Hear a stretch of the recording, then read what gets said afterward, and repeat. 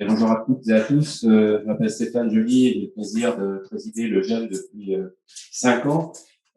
Sachez que le GEM aussi fête pratiquement ses 20 ans puisque l'association a été créée en 2002.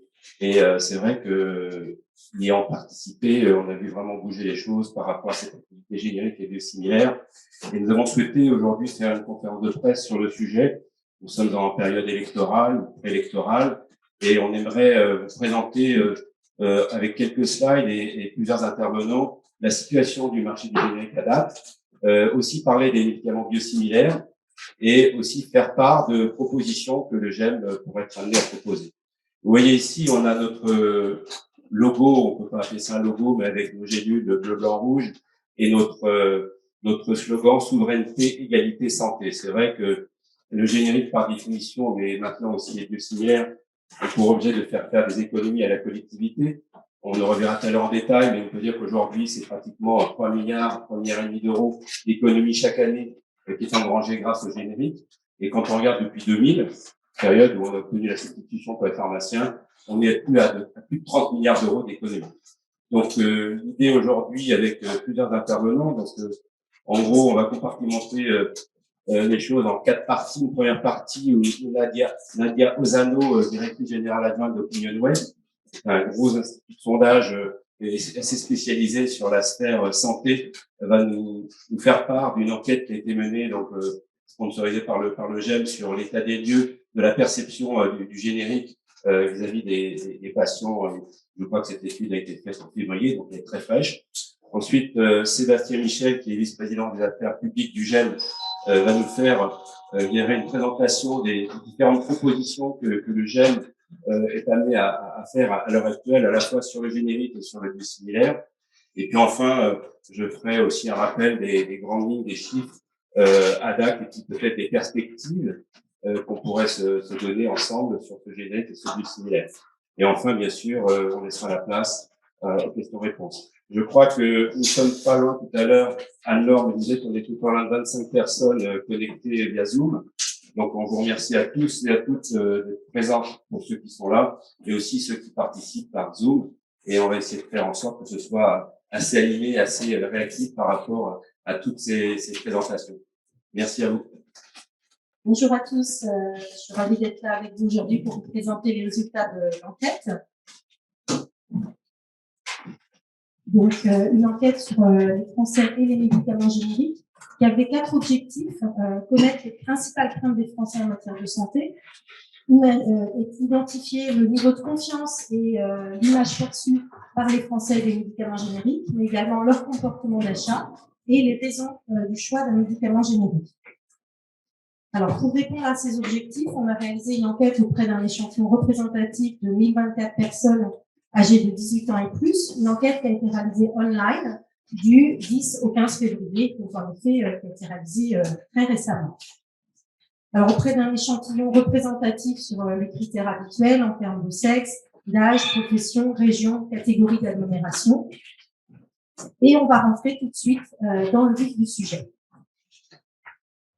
Alors, la première question qui était posée aux interviewés, c'était d'identifier leurs craintes en matière de santé pour les années à venir, en leur demandant de les classer en premier, en deuxième, en troisième. Quelles sont leurs principales craintes? La principale crainte qui est identifiée par à peu près les 2/3 des Français, c'est qu'un système de santé ne puisse plus prendre tout le monde en charge. Principale crainte exprimée. On nous parle également ensuite de médicaments trop chers pour être remboursés par la sécurité sociale, et ça, c'est un peu plus d'un Français sur 2 qui exprime cette crainte. Enfin, des pénuries accrues de médicaments, là aussi à peu près un Français sur 2 a exprimé cette crainte. Donc, vous voyez des craintes assez importantes vis-à-vis du devenir de la santé et des médicaments en particulier. Ensuite, pour mettre tout le monde à niveau, on leur a reprécisé, on leur a redonné une définition des médicaments génériques, qui consistait en la phrase suivante: un médicament générique est fabriqué à partir de la même molécule que le médicament de référence et dont le brevet est expiré. Il a les mêmes effets thérapeutiques que le médicament de référence, même principe actif, même dosage, même mode d'administration. Suite à cette définition, on leur a reposé un certain nombre de questions. Donc, première question, on leur a demandé de nous exprimer leur niveau de confiance vis-à-vis des médicaments génériques. niveau de confiance qu'on leur a demandé d'exprimer à l'aide d'une note de 1 à 10.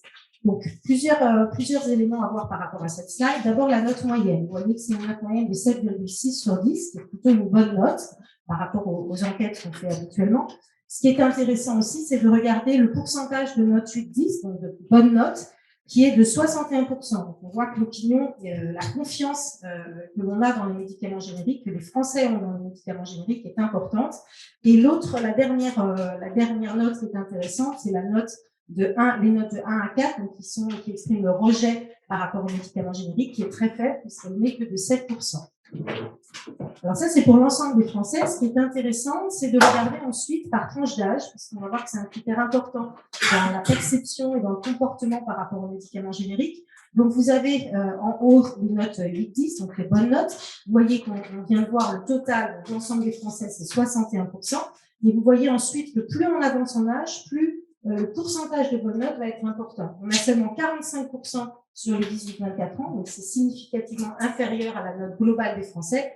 Et à l'extrême inverse, on a 69%, donc près de 3/4 des gens âgés de 65 ans et plus qui expriment un très fort niveau de confiance dans les médicaments génériques. Donc très clairement, un clivage en fonction de l'âge.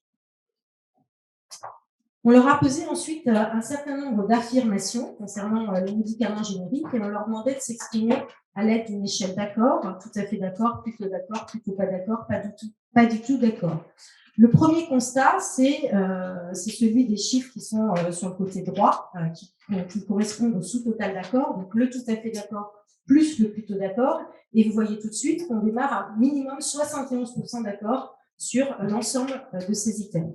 Alors, sur quoi sont-ils d'accord? Ils sont 90% d'accord, donc 45% tout à fait, avec le fait que la fabrication des médicaments génériques en France doit être préservée et encouragée. On a tous en tête les ruptures, notamment en période Covid, donc c'est pas si étonnant que ça.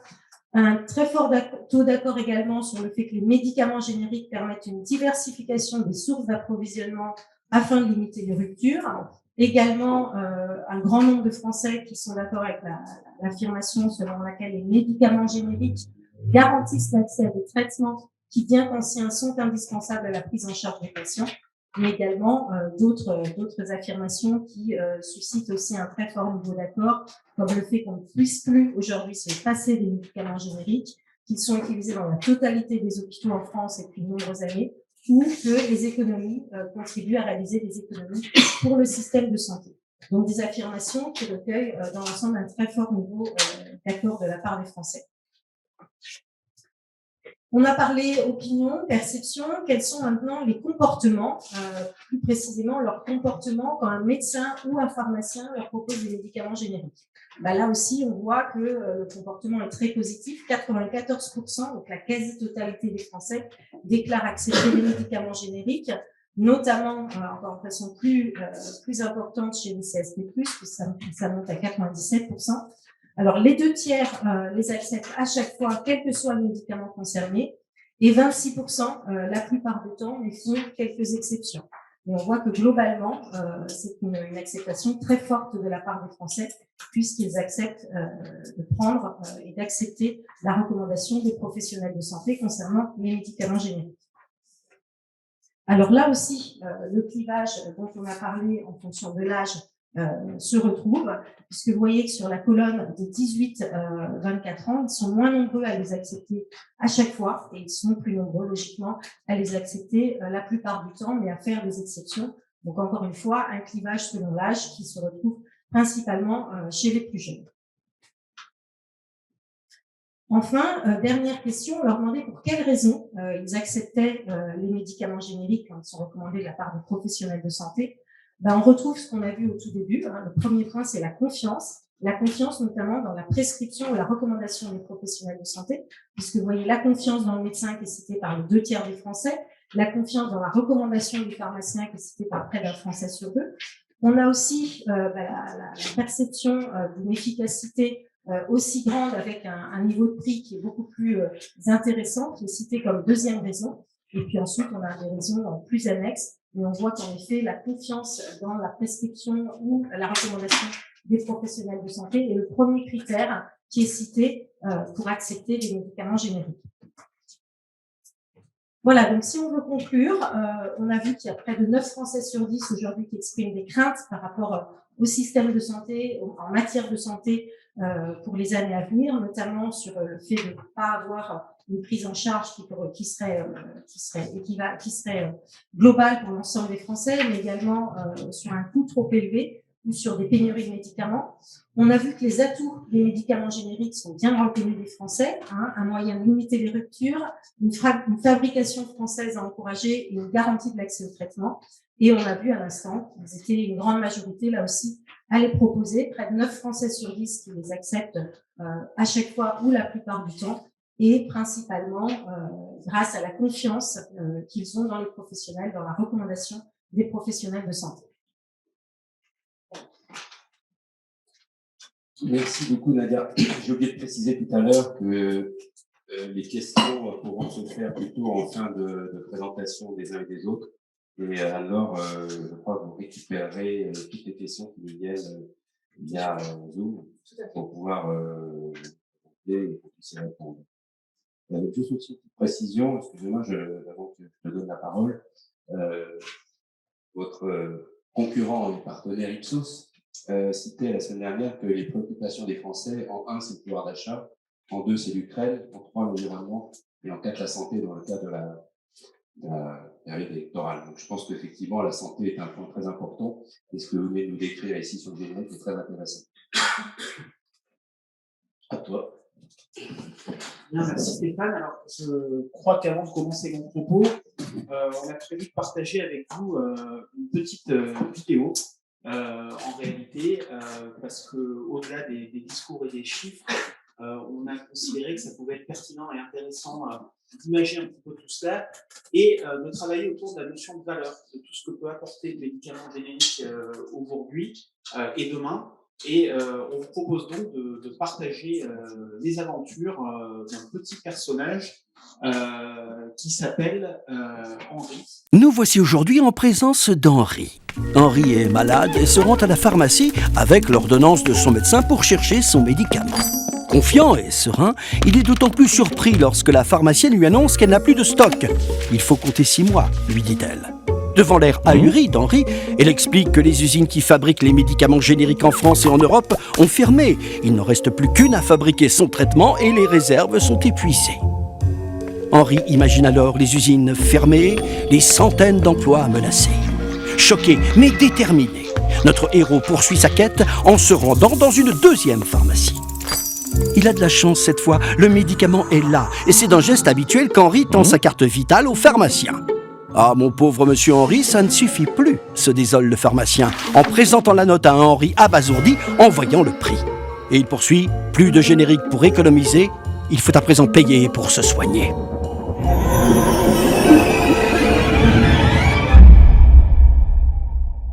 Monsieur ? Monsieur ? Ah, ça y est, Henri reprend ses esprits. Il le sait, les médicaments génériques sont importants pour sa santé et celle de la sécurité sociale. Diversité des approvisionnements, accessibilité des traitements, maintien des remboursements, financement des innovations, 15 000 emplois. Les préserver, c'est préserver le système de santé.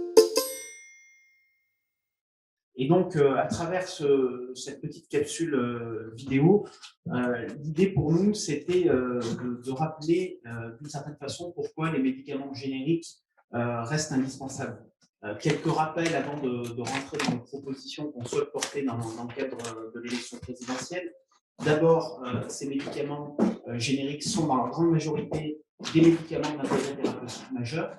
Donc ça, c'est bon de le rappeler.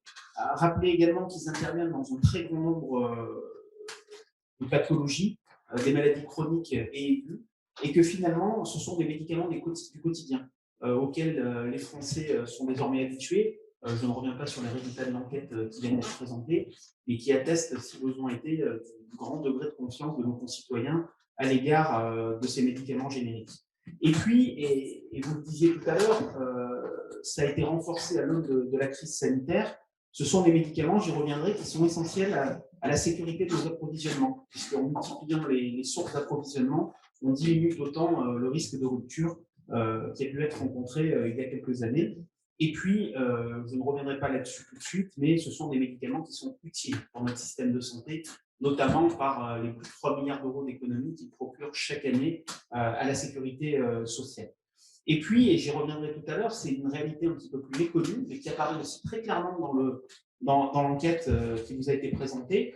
Il contribue aujourd'hui pleinement à notre souveraineté industrielle. Et c'est une réalité sur laquelle on souhaite communiquer davantage, parce qu'aujourd'hui, il faut avoir en tête que 70% des médicaments génériques sont fabriqués en France ou en Europe.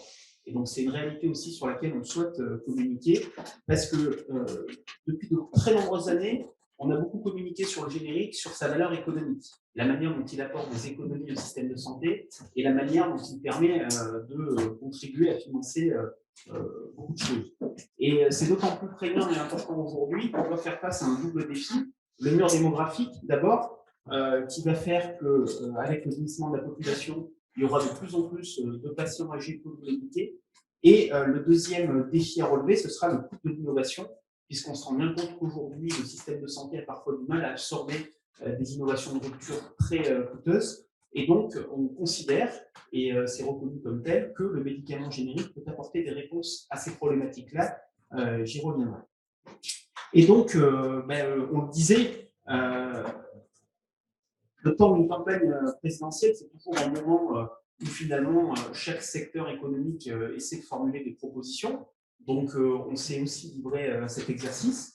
Et vous aurez de toute manière le dossier de presse avec toutes les propositions tout à l'heure.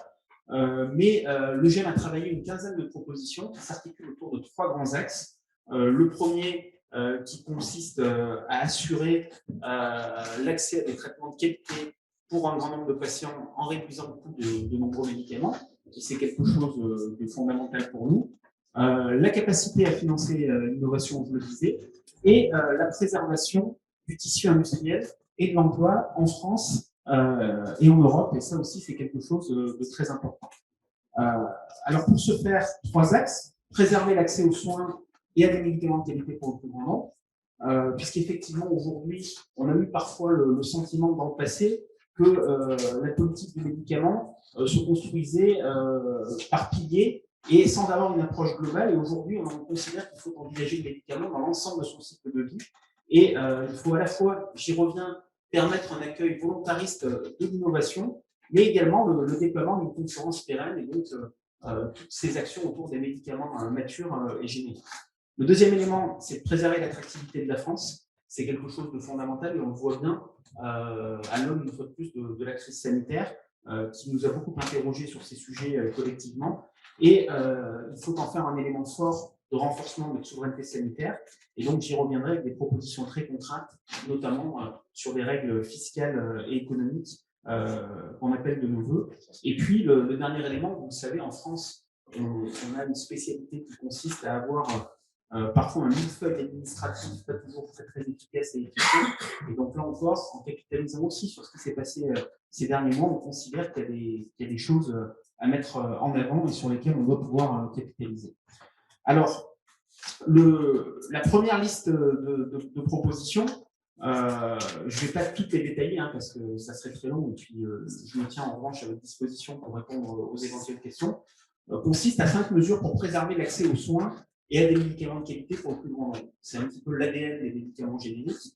Et on se rend compte qu'en réalité, aujourd'hui, même si on a le sentiment que le générique est bien accepté, on l'a vu une fois de plus grâce à l'enquête, même si on a le sentiment que les génériques sont entrés dans le quotidien des Français, force est de constater qu'on est encore relativement en retard par rapport à un certain nombre de voisins européens, puisqu'aujourd'hui, le médicament générique représente en France 41% des médicaments remboursables, alors que ce chiffre dépasse les 75% en Grande-Bretagne, au Royaume-Uni, donc en Allemagne ou aux Pays-Bas.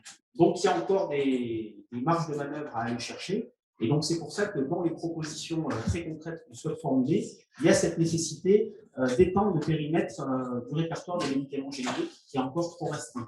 Pour le dire autrement, le médicament générique s'est développé depuis 20 ans, et un peu plus de 20 ans même en France, grâce d'abord à l'action des pharmaciens qui se sont pleinement et totalement investis pour développer le générique.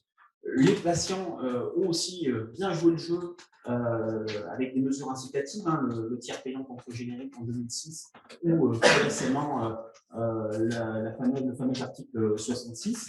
Mais force est de constater qu'on a peut-être un petit peu laissé de côté les prescripteurs. Et donc le GEM appelle de ses voeux de nouvelles mesures pour mettre les médecins au cœur de ces dispositifs-là, avec des mesures, une fois de plus, très concrètes. Pourquoi ne pas imaginer des incentives sur l'honoraire de consultation? On a des idées en la matière. Pourquoi ne pas aussi travailler sur les fameux logiciels d'aide à la prescription pour leur permettre là aussi de prescrire plus systématiquement dans le répertoire? Et donc, on voit bien que les marges de manœuvre, elles sont plutôt de ce côté-là si on veut développer le marché du générique en France. Et puis, dans les autres propositions concrètes, il y a cette nécessité aussi et cette volonté de lancer une communication institutionnelle sur le rôle majeur des médicaments génériques, mais aussi hybrides et biosimilaires. On se souvient qu'il y a quelques années, il y a eu des campagnes très fortes qui ont été lancées, mais on sait qu'il faut régulièrement remettre au bout du jour ces campagnes-là pour pouvoir continuer à donner une bonne image de ces médicaments et à les faire encore plus rentrer dans le quotidien des Français.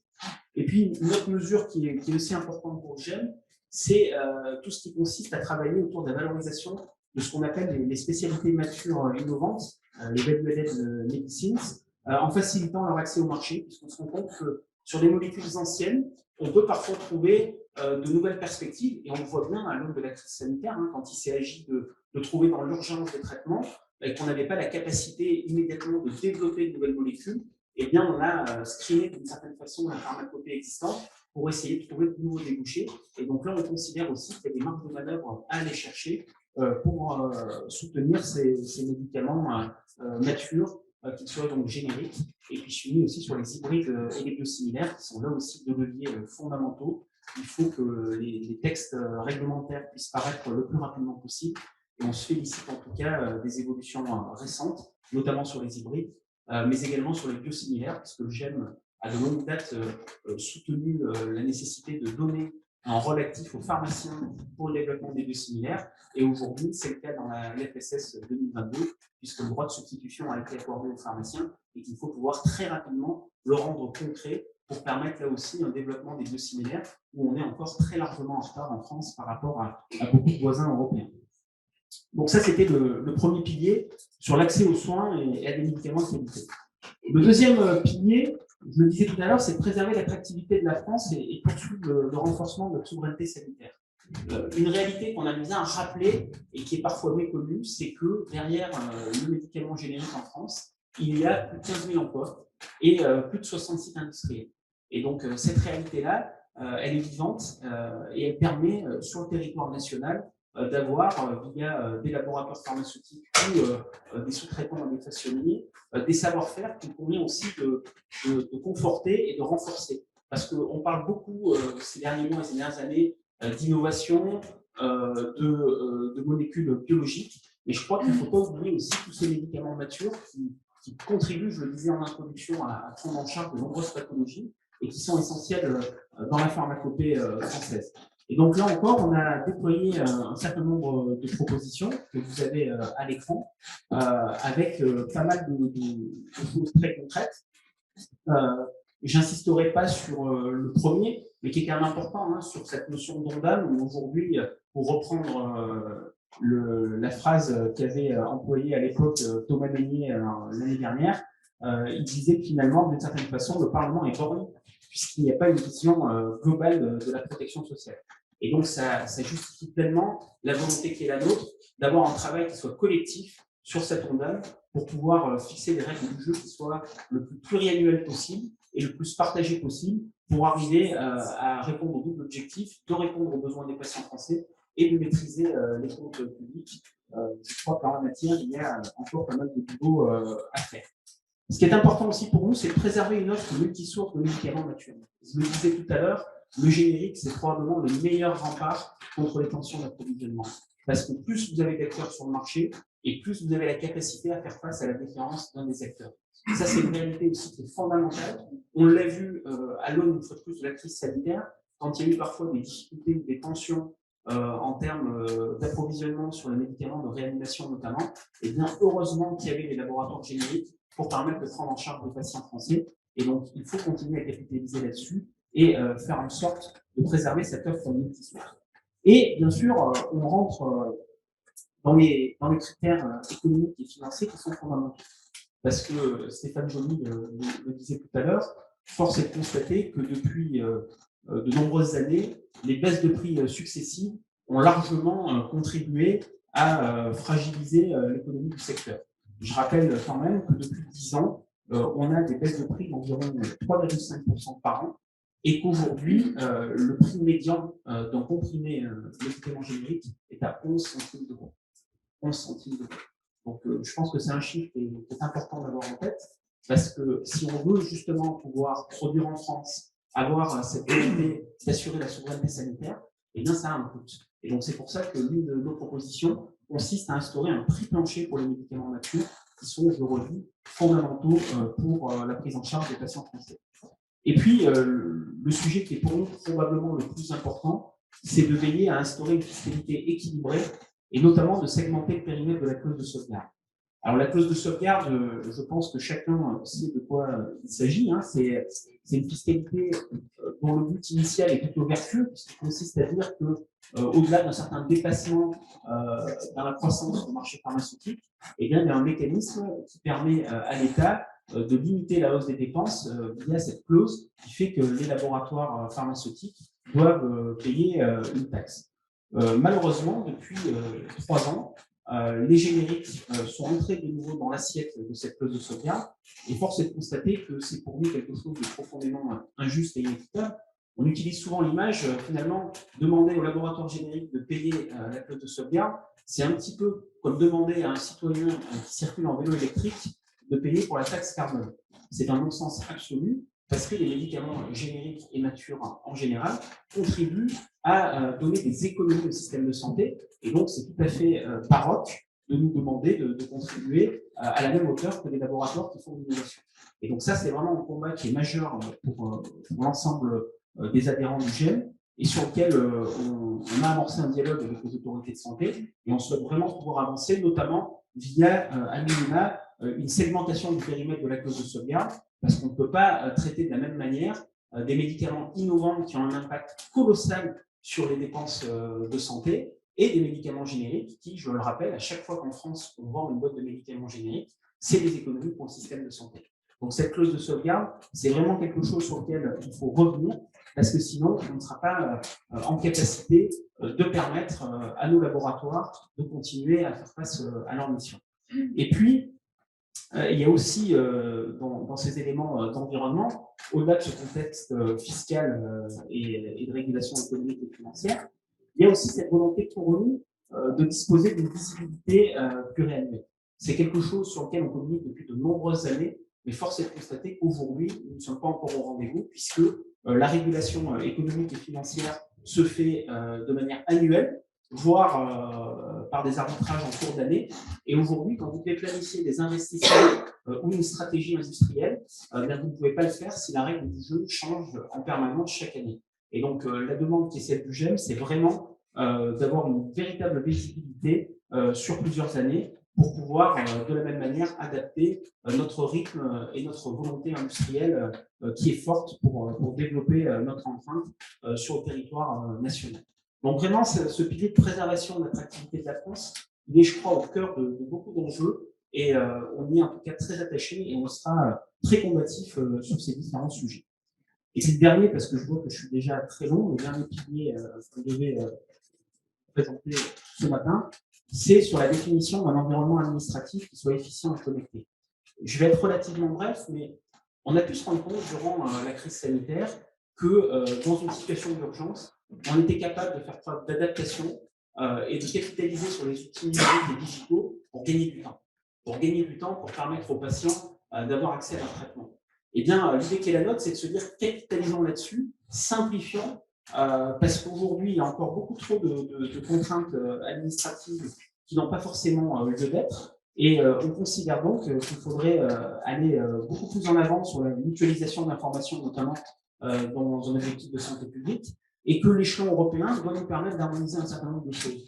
Est-ce que c'est finalement logique aujourd'hui qu'au-delà de la réglementation européenne, chaque pays continue d'avoir ses propres contraintes administratives?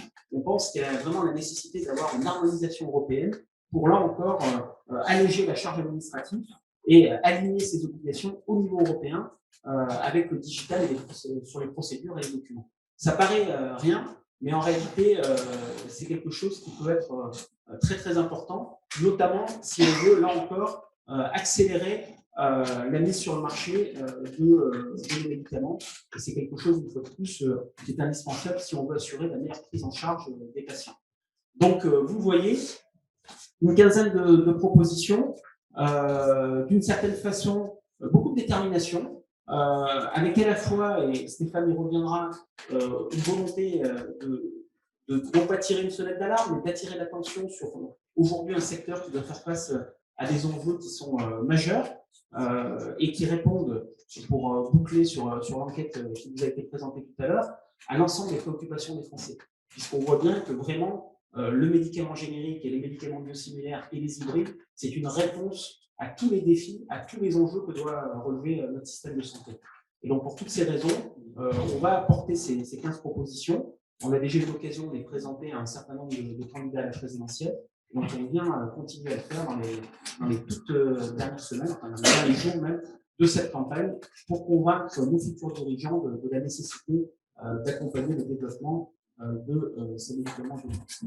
Merci à tous, et puis je vous redonne la parole à chaque fois. Merci Sébastien. C'est très clair. Enfin, j'ai le plaisir de vous montrer quelques slides concernant le marché en 2021. Vous allez voir que le marché du médicament générique a effectivement fait une progression sur l'année 2021, puisque ici, en valeur, on est à un petit peu moins de 3%, 2,9%, et en volume à 5%, 5,1%. Donc, on pourrait être satisfait de ces scores, sauf qu'en parallèle, on voit ici que le marché hors générique, donc Princeps et hors répertoire, lui est en progression de 10%. En valeur. Donc, vous comprenez la problématique qu'évoquait à l'instant Sébastien de cette fameuse clause de sauvegarde, qui est un véritable scandale, de voir qu'effectivement, les médicaments génériques qui font faire chaque année 3 milliards d'économies sont impactés de manière très importante par cette clause de sauvegarde, puisque, je dirais, sur l'année 2021, ça va avoisiner les 60 millions à peu près pour la partie générique. Donc, ceci vient en plus des baisses de prix qu'on subit. Chaque année, on prend pratiquement depuis une dizaine d'années 2 à 4% de baisse de prix tous les ans. Donc, on peut être satisfait de se dire c'est bien 3%, mais par contre, par rapport au marché pharmaceutique qui a été assez, je dirais, puissant sur l'année 21, on est à 10%. Donc, on voit qu'il y a fortement un décalage en ce qui concerne les valeurs. Alors ici, on voit qu'on a une évolution de croissance qui, bien évidemment, s'estompe avec le temps, puisque dans les années, je ne sais pas si vous voyez bien, dans les années 2005-2007, on avait une forte croissance dans la zone des 30%, puis petit à petit, que ce soit en valeur, en volume. Aujourd'hui, on flirte avec les entre 0 et 4% selon les années. Donc, vous voyez que c'est logique, mais encore une fois, par rapport à ce qu'on dit tout à l'heure, ça ne l'est pas complètement, puisqu'on sait qu'il y a une réserve potentielle de voir ce marché reprendre des couleurs si on passe de 41% en volume à 70-75%, comme c'est le cas dans le pays voisin. Alors ici, on voit un peu en détail, c'est un slide un petit peu compliqué, mais on va le détailler hein, si vous voulez bien. Sur la partie gauche, donc c'est la répartition donc en volume des médicaments génériques, à savoir donc, je sais pas, il y a un pointeur ou pas? Oui. Alors, le pointeur, il n'est pas sur la. Bon, okay. Il va pas sur. Donc effectivement, excusez-moi, sur la partie gauche de la slide, vous avez donc 41% des volumes qui sont faits donc en générique. Et sur la partie droite, vous voyez qu'on est à 19%. Donc à gauche, c'est les volumes, à droite, c'est le marché en valeur. Et on voit que donc ce qu'on disait, la progression en valeur des 19% sur la droite est à 2,9%, alors que la part des Princeps est à plus de 10%. Donc, on voit vraiment que, d'une part, il n'y a pas assez de prescriptions par les médecins qui puissent être faites dans le répertoire, et d'autre part, on voit que le marché pharmaceutique évolue plus fortement sur les produits innovants que sur les produits génériques. Et là, ici, on revient à cette histoire de fameuse clause de sauvegarde. Donc là, ici, les histogrammes orange représentent les baisses de prix effectuées sur la globalité du marché pharmaceutique année après année. Et on voit ici l'impact de la clause de sauvegarde, sachant qu'elle était en 2020 à zéro, parce qu'elle n'a pas été déclenchée, mais elle a été assez importante en 2018, impactée pour le générique à partir de 2019. Probablement, on n'a pas encore le chiffre, mais très importante sur 2021. Ça sera de l'ordre de, nous, on a fait des calculs de l'ordre de 60 millions, probablement. Et encore pire, probablement, sur l'année 2022, puisque même si on n'est qu'à 3 mois d'activité sur l'année 2022, les estimatifs nous laissent penser que ça sera encore pire. Donc, on voit que plus on avance dans le temps, plus cette clause de sauvegarde dont on était exempt, parce que la clause de sauvegarde existe depuis 99, donc pendant 20 ans, le générique, on a été exclu. Et depuis 3 ans, on est impacté et de plus en plus. Donc, il y a vraiment quelque chose qui tourne pas rond par rapport à cette problématique de la clause de sauvegarde. Et enfin, ici, un point sur les médicaments biosimilaires. Donc, en gros, le marché du biosimilaire en valeur en ville, c'est 550 millions d'euros, avec une progression sur l'année en valeur de l'ordre de 10%. Donc, on est effectivement passé de 500 à 550 millions. Et en volume, on est à une progression de 20%. Et on voit ici, sachant que les objectifs ministériel était d'avoir un taux de pénétration en volume de 80% sur l'année 2022. On voit qu'on en est bien loin, puisqu'on est en moyenne à 25%. Alors certes, il y a des produits assez historiques, comme le filgrastine ou les polyéthines, où on est à plus. Mais bon, normalement, aujourd'hui, on voit que, effectivement, les médicaments biosimilaires ne s'expriment pas à la hauteur de ce qui était prévu en ce qui concerne la vie. Ici, on voit aussi, tu l'as dit tout à l'heure, qu'il y a donc le droit de substitution qui est accordé dans la loi de finances pour l'année 2022 sur quelques molécules pour les pharmaciens. Parallèlement à cela, il y a aussi une incitation pour les médecins à prescrire. Et là, il y a une liste de 6 molécules qui, si je ne dis pas de bêtises, sont en orange, que vous voyez ici mentionnées, avec des incitations financières pour les médecins à prescrire ces produits.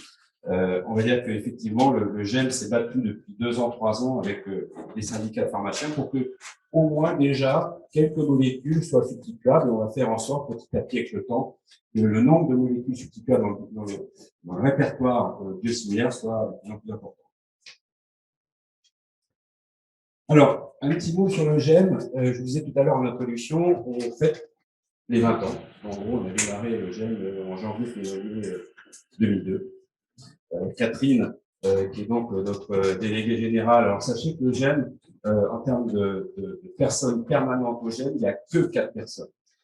C'est assez incroyable et j'avoue que je suis très fier de présider cette association et puis d'y avoir participé depuis le démarrage, mais notamment avec 4 personnes. C'est vrai que Catherine et les 3 autres personnes présentes dans la salle ici font du très bon boulot. Et c'est vrai aussi qu'ils font du très bon boulot avec beaucoup de membres, et on va le décrire ici, qui sont très impliqués, puisque beaucoup de membres sont très présents, que ce soit les présidents d'équipes en laboratoire, on va dire une bonne centaine de collaborateurs de l'ensemble des sociétés du GEM qui participent à des commissions, des sous-commissions, etc. Donc c'est une entité qui est assez dynamique, qui fait des campagnes publicitaires. Je ne sais plus quelle année c'était, donné blanc dans donné, mais tout ça dans l'année 2004-2005, par là.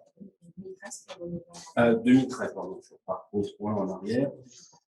Et donc, effectivement, aujourd'hui, le GEM collégie une vingtaine, 23, je crois, laboratoires qui sont soit des laboratoires exploitants, donc qui ont une activité à la fois qui hospitalière, qui biosimilaire ou qui générique de ville, des laboratoires qui sont des fabricants. On a des fabricants comme Athéna, comme Delpharm.